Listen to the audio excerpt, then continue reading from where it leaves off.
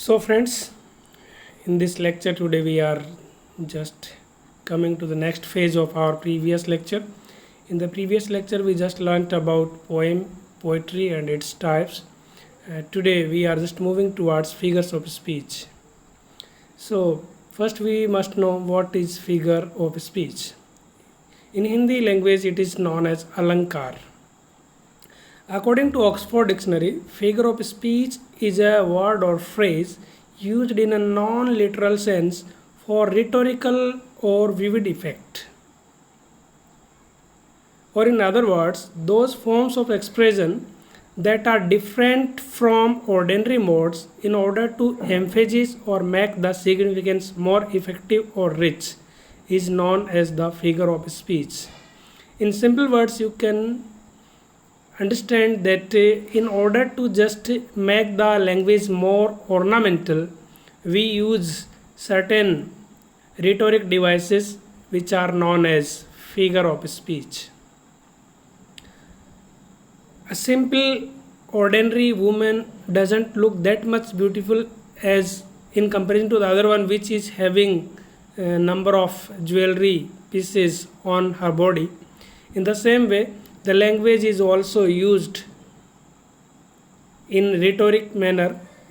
Language is also presented in a rhetoric manner so that the reader, the listener may enjoy it more beautifully. So today there are certain figure of speech in this lecture. So let us discuss them one by one. First of all is simile. Simile. In a simile, a comparison between two distinctly different things is explicitly indicated by the word like or as. Or in other words, it is a figure of speech involving the comparison of one thing with another thing of a different kind, used to make a description more emphatic or vivid. Means there are two different kind of things. One point of comparison is there between these two different things, and this is introduced by the words like and as. For example, if I say he is as brave as a lion, means the person is compared to a lion, introducing with the help of the word as. He is as brave as a lion. His bravery, person's bravery is compared to a lion's bravery with the help of the word as. Another one example is she is as innocent as an angel. Means the innocence of a girl is compared to that of an angel. The next one example is taken from Robert Burns' well-known poem. The lines goes like this: "Oh, my love is like a red, red rose." Means the poet's love is compared to a red rose. In this way, we just observed that two different kind of things are compared in one point of similarity with the help of words like and as. So this is known as simile. In Hindi, it is known as upma alankar. The next one is metaphor. Metaphor is called rupak in Hindi language. Rupak alankar. In a metaphor, a word or expression that in literal usage denotes one kind of thing is applied to a distinctly different kind of thing without asserting a comparison. Or in different words, we can say a figure of speech in which a word or a phrase is applied to an object or action to which it is not literally applicable. Here once again there are two different things, and the quality of one thing is just applied to another thing which is literally not possible. But here one different thing is that we do not have the words like and as while we are using metaphoric language. For example, he is a shining star. Means the person is a shining star. His fame is just shining just like a star. He has pearly teeth. Means as white as a pearl. The teeth are as white as a pearl. Time is a thief. The one quality of thief and that of time is same. Time, therefore, time is said to be thief. Time is a thief. It is a metaphoric language. Time cannot be thief. Time cannot steal anything. But still, it is understood like that. So it is a metaphoric language. I am feeling blue. Here, blue means sad. In other words, in literal meaning, blue is a color, but here blue is just metaphorically used, and its meaning is to be sad. Another one example is, he is the apple of my eye. He is the apple of my eye. Uh, we know that there is no apple in one's eye, but he is as dear to him as an apple, as an apple is close to one's eye, means very dear. It is also a metaphoric language. Or another one example, you light up my life. Light up means to bring joy. The snow is a white blanket.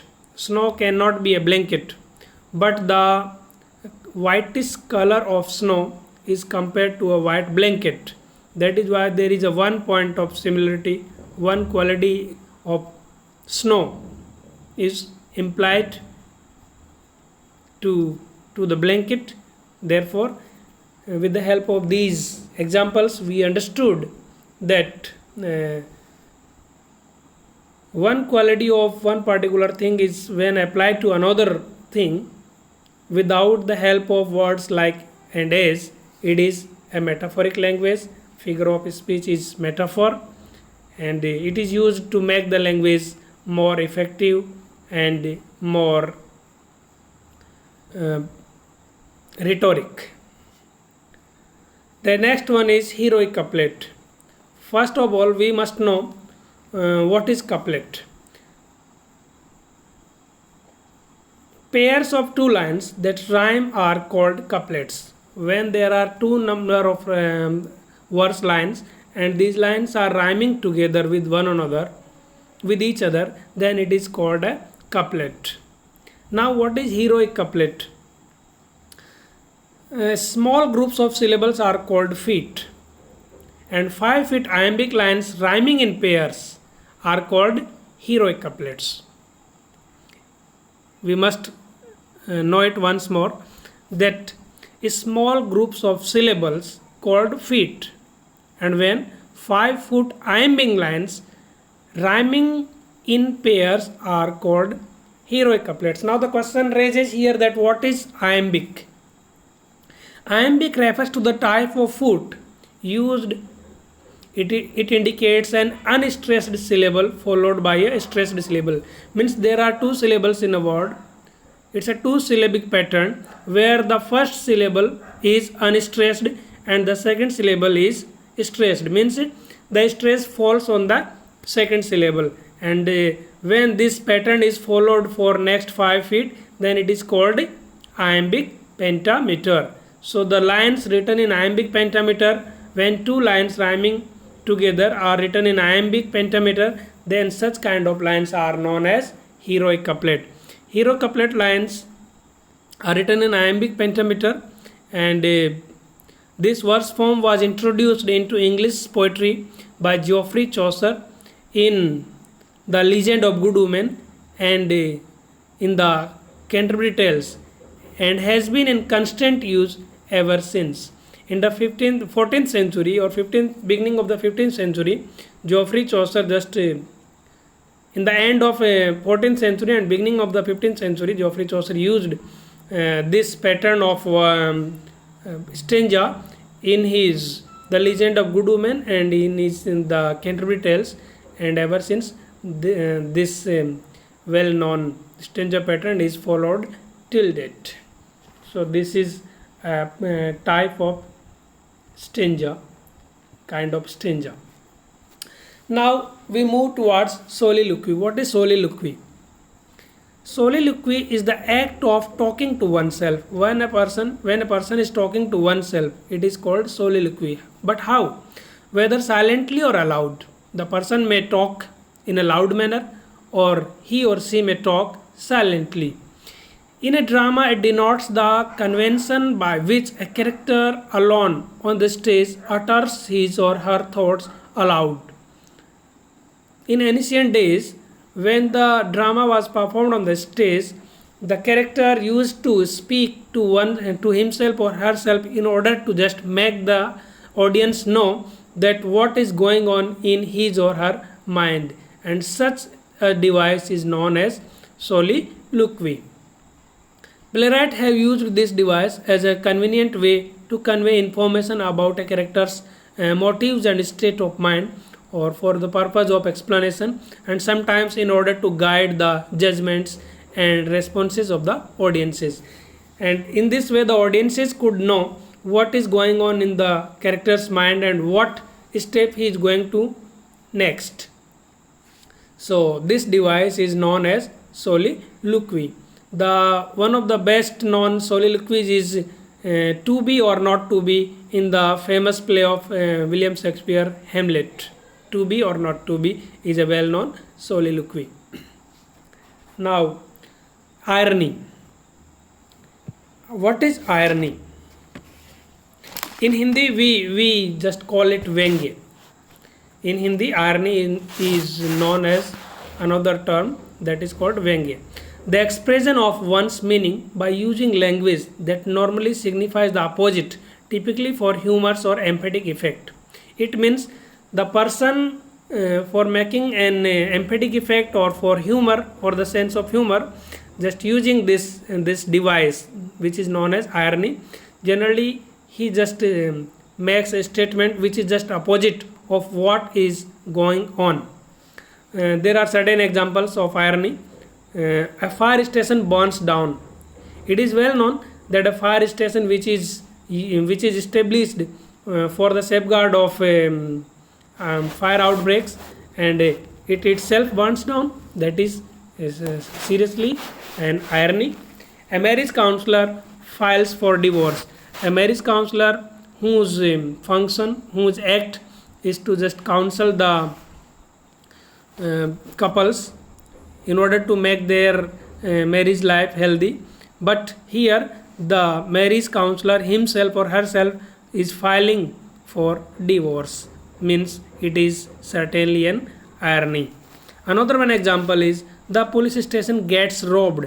The police station gets robbed. The police people are supposed to safeguard the public, but here in this example, the police station is itself getting robbed, means it is just opposite of what it is expected.